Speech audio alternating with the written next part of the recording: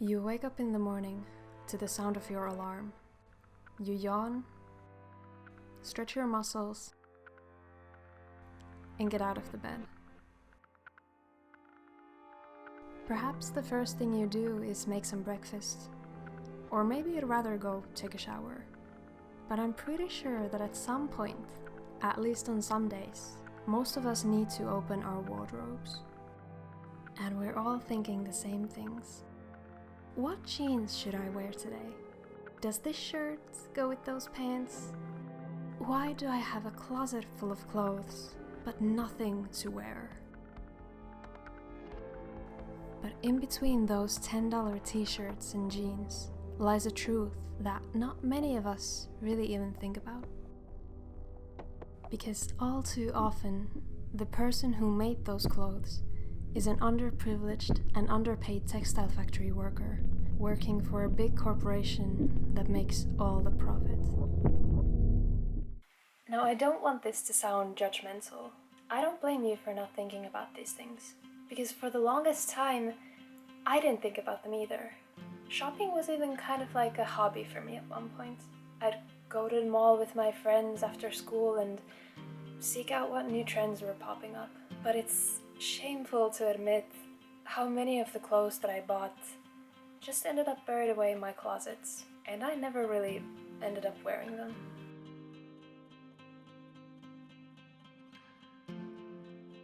I didn't consider for a second where my clothes were actually from and who made them. Somehow I just assumed that modern technology had developed to the point where massive robotic sewing machines did all the work, spitting out white t-shirts one after the other. But that's not the reality we live in. This is about fast fashion, and producing those clothes comes at the cost of human lives and environmental resources. Fast fashion is produced in massive factories. These factories house thousands of workers, each at their own sewing station. The work is incredibly tedious, as one worker may have to work on just one seam of a certain piece of clothing all day long, for the entire working day. Oh right, the work days. These are not exactly that 9-to-5 type of jobs we might be used to. Workers may have to spend 12, 14, even 18 hours at the factories during peak season, 7 days a week. And the pay? How about €2 a day? Not to mention the rampant child labor that plagues this industry. Aside from ethical issues, the production of fast fashion also poses a multitude of environmental problems. Did you know that in order to make just one cotton t-shirt, you need nearly 3,000 liters of water? And for a pair of jeans, that number is over 7,000. Combined, these two consume as much water as one person needs to drink, not in 1 year, not 2, but 13 years.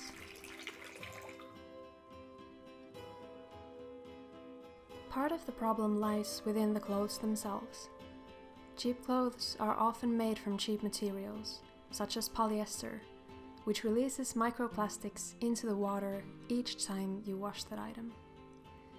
They're also not as durable as clothes made from quality materials, which is why they often end up in the trash or filling up our landfills. So, what are we supposed to do then? These are big issues that require big political, legal, and organizational changes. But there are also smaller ways we as individuals can make a difference. In fact, I have 3 very good options for you. First of all, a good option is to buy only second-hand clothes. The resources, such as water, raw materials, and labor, that were needed to produce these items have already been spent, which makes recycled or repurposed clothes a better choice for the environment.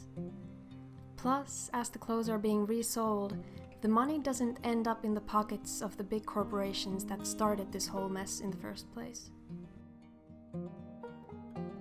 There are also brands that genuinely care about their workers' conditions in every stage of the value chain and do their best to ensure that the business works ethically and sustainably. That being said, it's always good to keep an eye out for greenwashing and unreliable marketing. Third, and probably the simplest and most eco-friendly option, is to reuse the clothes you already own. Instead of shopping for new pieces, see what you already have in your closet and make the most of it. The dark truth behind the fashion industry has been a long-kept secret, but on April 24th, 2013, the harsh reality became painfully apparent. On that fateful day, in Dhaka, Bangladesh, a building called Rana Plaza that housed a textile factory collapsed, burying the bodies of 1,134 workers in its ruins.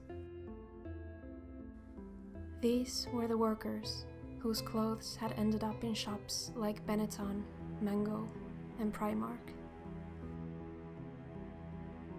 All of this begs the question: are those $10 t-shirts really worth the price?